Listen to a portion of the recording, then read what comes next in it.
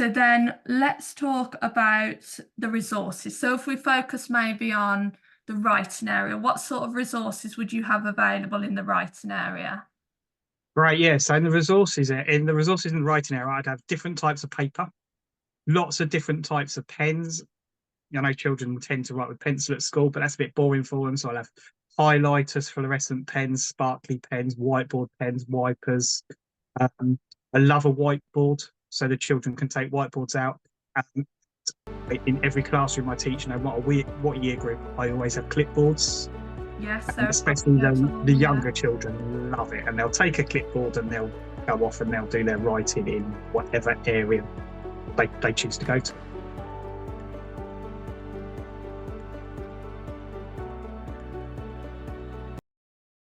Hello, my name's Jenna. I'm an online primary tutor, and today I'm talking to Paul, who is a teacher, about how to set up a primary classroom.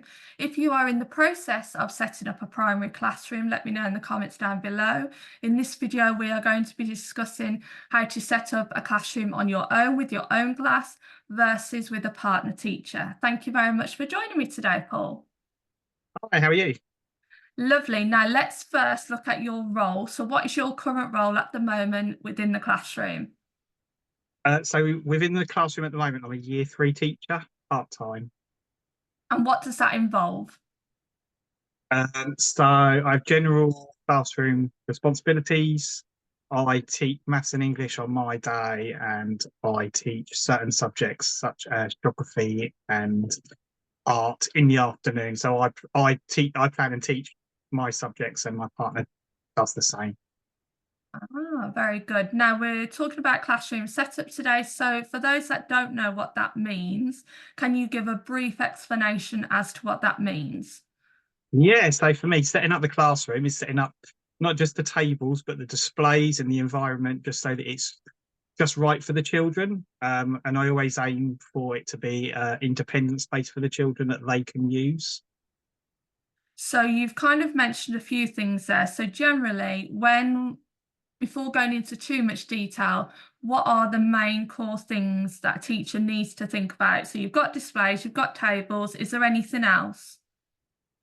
But so I always have an area for the children to have their things. I like for them to have their own trays, and an area such as not a maths area, but a maths storage area, so the children know where to get their resources from. Okay. Now you've taught in many different year groups, so we're going to kind of look at that in more detail as a teacher on your own before we move on to looking at a partner teacher role. So if we first look at the early years, now there is a big difference between the early years and the national curriculum. And do you mind giving a brief explanation about that? Yeah, absolutely. So for the early years, it's really starting to creep into year one as well. We're looking at continuous provision, children learning through play. We won't have children sat down very often. It will be for short bursts. Might teach a bit of phonics, but then they go and experience that within the environment. Whereas in a, say, year two classroom, the children will be sat down for longer periods of time. Yes, it's mainly play-based in early years, isn't it, really? And if you're lucky in some other schools, it does carry on a bit further up the year groups, but not always, depending on the demands of the school and the curriculum that they focus on. So let's focus on the areas of an early years classroom. So there's obviously like the carpet area, literacy area, maths area. What other areas can you think of? So when I set up my classroom, I will always have a carpet area. Hmm. I will always have I won't have a maths area. I might have maths trays so the children know where to get the things, but then they take them out into the other areas. Because I don't want children to think that we just do maths in the maths area or we just do writing in the writing area. So we might have a writing table where they can get all the things, but then they'll take the tools outside, they can take it to the carpet area. Um, it's really their classroom and they can take things wherever they want. Same as like we might have buildings. There won't be a building area. It's just somewhere where they can collect. They know where to collect the resources from to take it out. I know other teachers do it where they will have a maths area and a writing area, but I prefer it the other way.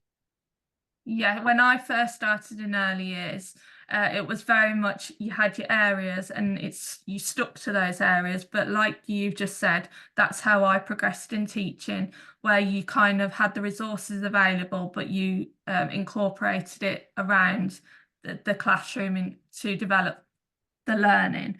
So then let's talk about the resources. So if we focus maybe on the writing area, what sort of resources would you have available in the writing area? Right, yeah. So in the resources in the writing area, I'd have different types of paper, lots of different types of pens. I know children tend to write with pencil at school, but that's a bit boring for them. So I'll have highlighters, fluorescent pens, sparkly pens, whiteboard pens, wipers. Um, I love a whiteboard so the children can take whiteboards out.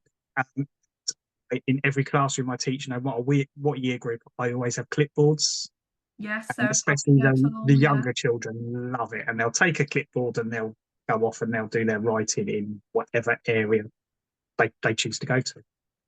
And what about a reading area? What sort of resources would you have in that type of area? I change. So sometimes I'll have a proper reading area that might be a jungle. Sometimes it might be, I always have home corner. So sometimes it's incorporated into the reading area and we'll have books in the home corner. Sometimes we won't have a reading corner and we'll have a shelf of books. It kind of depends on the cohort and what they need at that time. Generally, I would say when they first come into school, they like a nice reading area because it's brand new and exciting. But then as they build on that, I let the children build their own areas, so they might decide to take that down and have different things.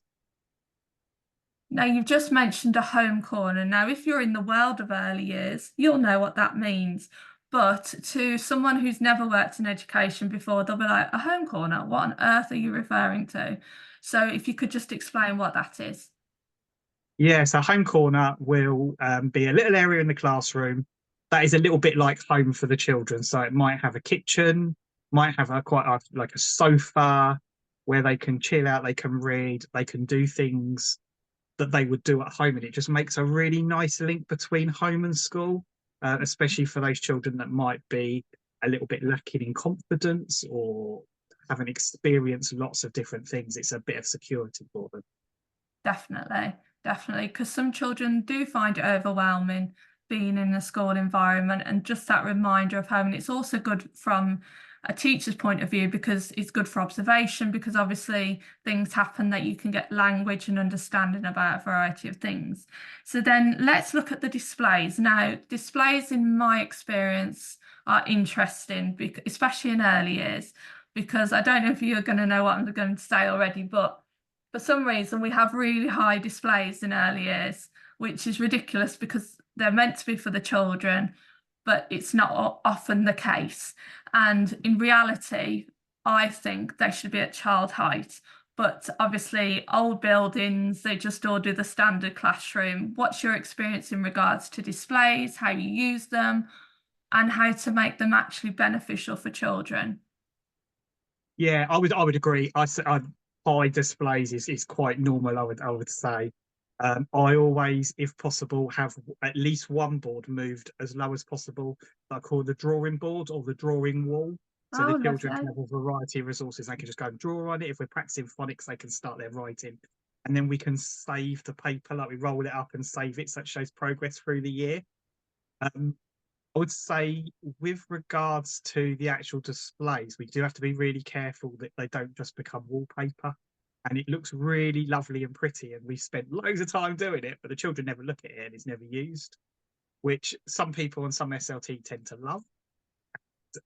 You have Mm. to sometimes you have to be strong in what you want in your classroom.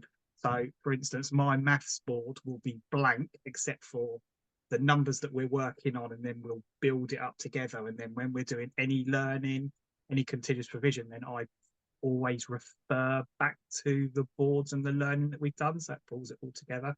Mm. I think, especially in my early job as a teacher, I used to it was Pinterest ready. My classroom was beautiful, but most of it was never looked at, and it's a waste of time. The children don't get Mm. anything out of it. We don't.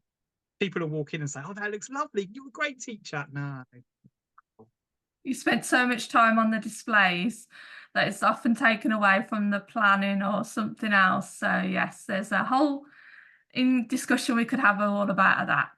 But if we now move on to year one, so in your experience for a year one class, how have you set that up? So I only take jobs in schools where I can do continuous provision in year one because I feel it's so Oh, that's important. good. And that's a decision that I've made, that Year R have gone through this whole process over the last 20 years from formal to continuous provision, and they found their place and they got it right. And now year one are going through it. And it almost needs EYFS teachers to stand up and lead that into year one and not be scared to think, no, I can't leave EYFS. Go and do EYFS and make it in year one. Mm. So my classrooms are very similar. It's all real world things. It's all learning through play. I tend to block, so I might have a maths morning and then an English morning the next day. And then anything I do in maths today will go in the continuous provision tomorrow and the day after, but in lots of different ways. So the children practice it, learn it with me, they practice it, and then they come back and they relearn it with me just to pick up those misconceptions. But the classrooms themselves, exactly the same as EYFS, the displays have to be working for the children, and it needs to be set up for independence so that they can access it all themselves. And what about the tables? Do you have more tables in a year one classroom? Or do you have the same? Because in some early years settings, you'll have a few classes, a few tables for, working time when you're working with the group, but you don't tend to have enough tables and seats for the whole class. Whereas then in year one, in most schools I've gone into, every child has a seat. Is that the same, even though you're doing continuous provision, or is that not for you? Yeah, I would say it has to be, because it has to be that we have enough chairs for every child, because there will be times like phonics when if you've got a bigger group, you just need the extra spaces. However, I won't use those tables. So I'll have one table of children working with me. Then I move to work with the next table and they just work independently. So I'll have two tables on the go for like adult things. And the rest of the tables are there for the children to use as they want to. They take the resources to them.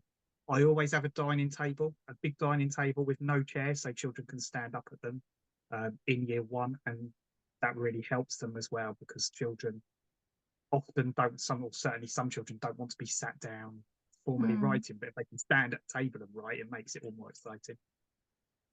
And in terms of resources, do they change or are they pretty similar to, or do you have to have more books in year one than Uh, reception?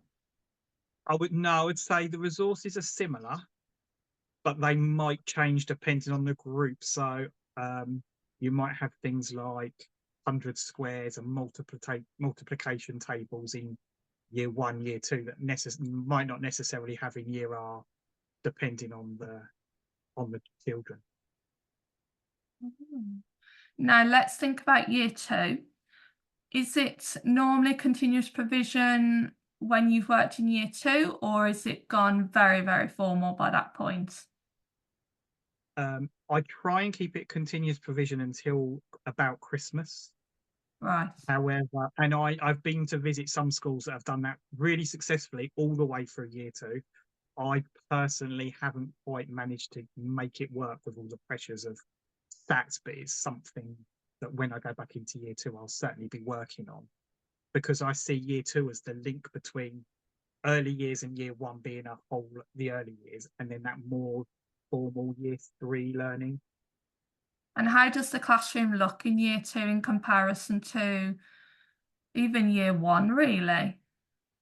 Yeah, so it'll look much more formal generally. Um, we'll have similar resources, word banks, all those sorts of things as you would in year one. And you'd be able to walk in, you think, oh, well, this is quite similar to a year one classroom, except every child will have a chair because they'll need it. In just because it so happens in the classes where I've worked, the year two classes have been smaller as well. So there's not space. I wouldn't have a home corner necessarily in year two, because by then the children will be settled and used to normal schooling. And the displays, I would say, exactly the same ethos. If it's not there to help the children, and if it's not there for them and they can't use it independently, then don't put it on the wall, because it's just wallpaper then. Yeah. So also I find with year two children, like a home corner, even at that age, is seen as quite babyish. And it reminds them of nursery, and they're like, oh no, I'm big and grown up now, I don't need that anymore. And so it does actually come from the children as they get older. Even in year six, when they come down, like, oh, I used to play in here and that kind of thing, like the memories they still have from a very young age. So we're not going to go into detail about the other year groups because that's not your specialism in terms of that. But are there any general things that you've tended to see in Key Stage 2, just from passing, just from teachers that you've worked with, that are included in year 3 to 6 overall, generally? I think that the one thing I think I'd like to see more of in years 3 to 6 is the Right. use of manipulatives, because we use them really well in year 1, year 2, and then it seems to be as you go up the school, there's less and less, and it's more paper based. And I use Dean's, the little one squares and the Yes, they're 10. quite popular, yes. They are, and I've used them with GCSE children. And but you go into schools and quite often by year 3, year 4, they're not using them, or they're not freely available. So I feel like schools need to make these resources, teach the children how to use them, but make them available so the children can just go and get them when they want to. Yeah, that would be more beneficial because from my point of view as a tutor and working with home ed families, and a lot of children are coming out at year 3, year 4, because simply they can't access the learning. And if there was more resource-based, more manipulatives, like you say, then I think the understanding could be a lot better.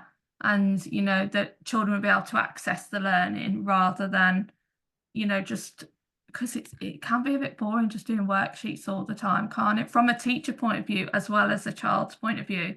But then I also understand the pressure for teachers, because you've got to get data all the time. You've got to get paperwork to prove what you're saying, because you're not trusted, obviously, in some schools, which is really, really sad. So let's move on to now. You've set up lots of classrooms independently on your own, like you've discussed, but now you're doing something different this year. So can you tell us a little bit about that? Yeah, so I'm job sharing this year for the first year. So I left education last year to set up my own tutoring business, and this year I decided to come back just part-time to supplement it. So I'm working Mondays and Tuesdays, and a job sharing with someone else who's doing the other 3 days. So that's got its own challenges. It's the first time I've ever job shared, and I'm quite strong-willed in what I want to see in my classroom, and I've had to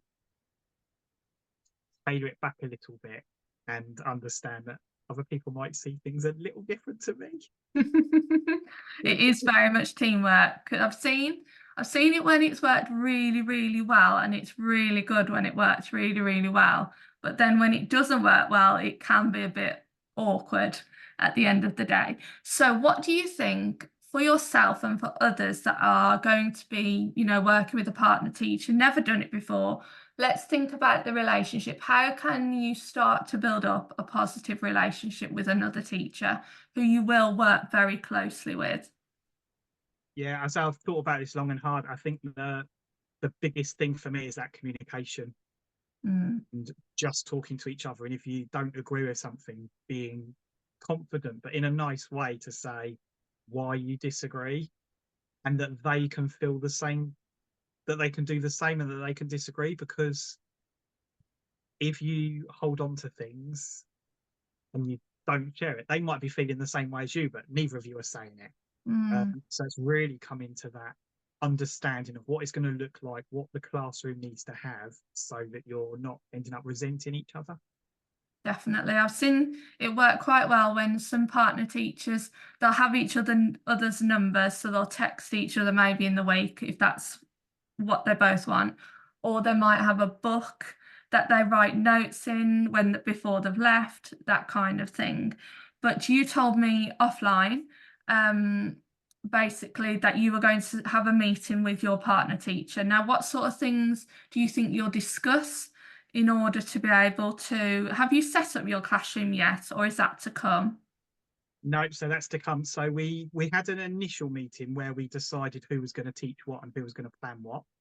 Right. And that went quite well because we both had strong preferences for different things. So it just Oh, that's good. naturally work.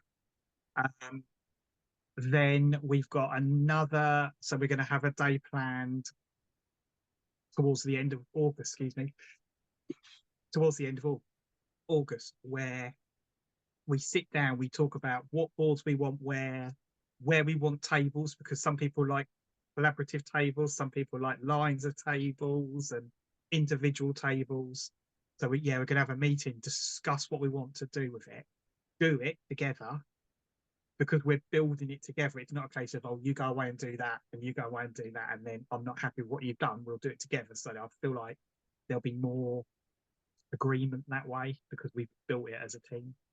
That's good. That's a good idea because I wasn't sure if you were going to, like you say, separate and say, oh, you do that, you do that. But if you're actually going to build the classroom together, then that will allow collaboration and also for you to say, can we do it like this? Because rather than you doing it all on your own and then that person coming, they're like, hang on a minute, what's going on here? Why on earth has he done that for?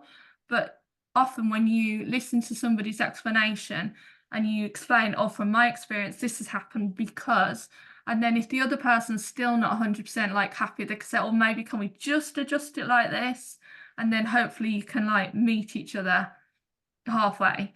So moving then forward, so once you've set up your classroom together, do you think it will stay the same or do you think it will change over the year and it'll be more flexible? It will change.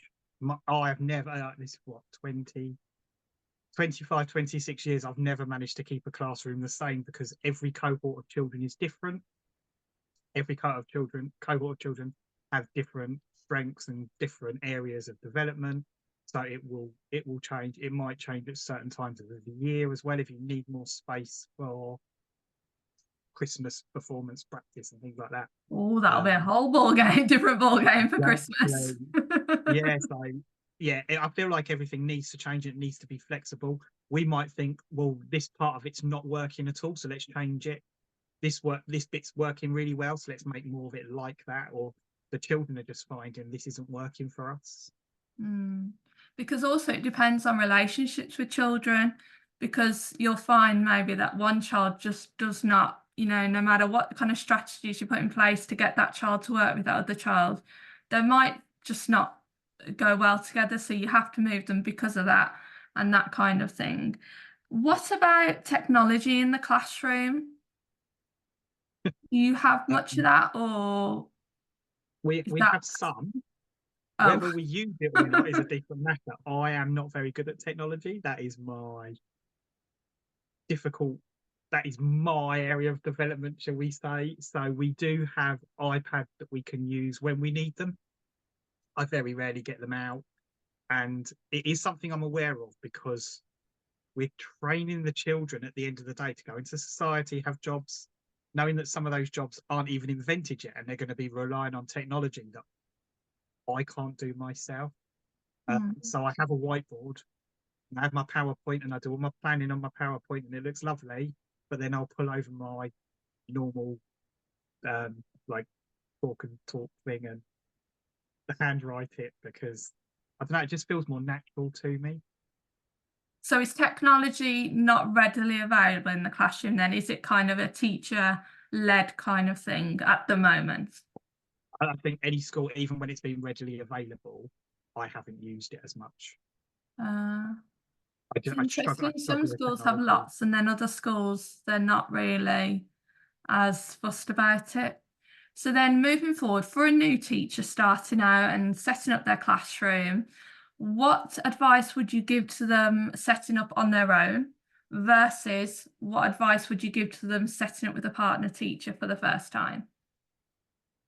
Yeah, so setting up on their own, don't try and be too perfect. have a maths board, get the non-negotiables that your school needs. So that might be the calculations, add, subtract on the board, numbers if you need them, maybe a number line. But don't try and put too much on it because you'll build it with the children as they learn. With a partner, I guess it kind of depends on the experience of the teacher as well, and their strengths and their weaknesses, but definitely communication. Talk to what they want, talk to your partner about what they want as well, and come to an agreement. That's fabulous. Now, before we go, you mentioned your tutoring. So, as well as being a class teacher, you wear many other hats. So, if you could tell us a little bit about your tutoring and also your other business as well. Yes, I do. So I'm a tutor. I teach in the home ed community, mostly face to face and online. I do one-to-one and I do groups as well. Maths and English, but I also do science, music, art, Lego club. Philosophy for children is one of my favourites. And I'm also an Osborne team leader, so I sell children's books. I run book events for schools. I can do that face to face or remotely. I run book hunts every weekend where we put free books for the children into the environment and they go hunting. So I put out 50 books every weekend. And I've also just started running reading festivals in the local area with local authors. Oh, wow. You are a busy bee. How do you have time for it all? I struggle. No, Oh, it's fun because for me the tutoring is like my day-to-day job, and that's like I really love it. And Osborne for me is like a hobby where I just get paid extra money to read and take children on. Like, well, I hide books and then we meet up for a picnic and then I'll read stories, and it's nice. I do it with my daughter. She's 12, so it's like family time for us as well. She's running the business with me. that's so nice. Well, I'll leave all your details down below. So if anyone wants to get in touch with you regarding tutoring or your Osborne work, then they can get in touch with you. And thank you once again for chatting to me. It's been lovely. Thank you so much for having me. Thank you so much for watching. And if you liked today's video, please make sure to subscribe to see who else I'm chatting to, and also make sure to check out the details below.